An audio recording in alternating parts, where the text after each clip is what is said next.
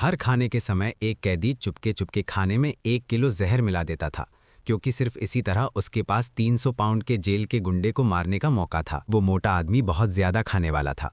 वो खुद ही बार बार और खाना मांगता था, जो सीधे सीधे जिम्मी की योजना में फंस रहा था। जिम्मी ने तुरंत उसके कटोरे में एक और पूरा करछुल जहर मिला हुआ खाना डाल दिया। मोटा आदमी अपना खाना लेकर चला गया। हमेशा की तरह उसने अकेले ही 2 लोगों की सीट घेर ली और तेजी से अपना खाना खाने लगा। उधर जिम्मी एक तरफ खड़ा होकर उसके शरीर में होने वाले बदलावों को ध्यान से देख रहा था। ही देर में दवा ने असर दिखाना शुरू कर दिया। 300 पाउंड का वो आदमी अचानक सांस लेना बंद कर देता है। जब उसकी लाश को मुर्दाघर ले जाया गया तो डॉक्टर जल्दी घर जाने की वजह से उसकी मौत की वजह जानने के लिए पोस्टमार्टम भी नहीं करता। सीधे उस लाश को सामने खड़े सफाई कर्मचारी को सौंप देता है। सफाई कर्मचारी कुछ कैदियों और एक गार्ड को बुलाकर कब्रिस्तान ले जाता है।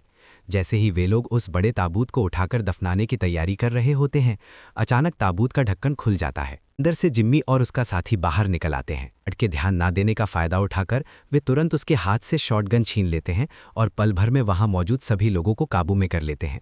समय एक नर्स दवा लेने के लिए गोदाम में जाती है, लेकिन उसे पता चलता है कि लोहे का दरवाज़ा जाम हो गया है। आखिरकार डॉक्टर की मदद से दरवाज़ा खोला जाता है, लेकिन अंदर का नज़ारा देखकर सब चौंक जाते हैं। मोटे आदमी की लाश वहीं छिपाकर रखी गई थी। स्पष्ट था कि ये सब जिमी और उसके साथी की चाल थी।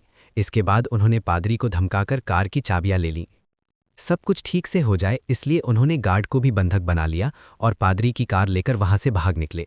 पुलिस ने भी तुरंत पीछा शुरू कर दिया। गाड़ी की जानकारी के आधार पर उन्होंने उसी दिन दोनों का पता लगा लिया, लेकिन जब वे वहां पहुंचे तो उन्हें सिर्फ गार्ड की लाश मिली। दोनों कैदी काफी पहले वहां से गायब हो चुके थे।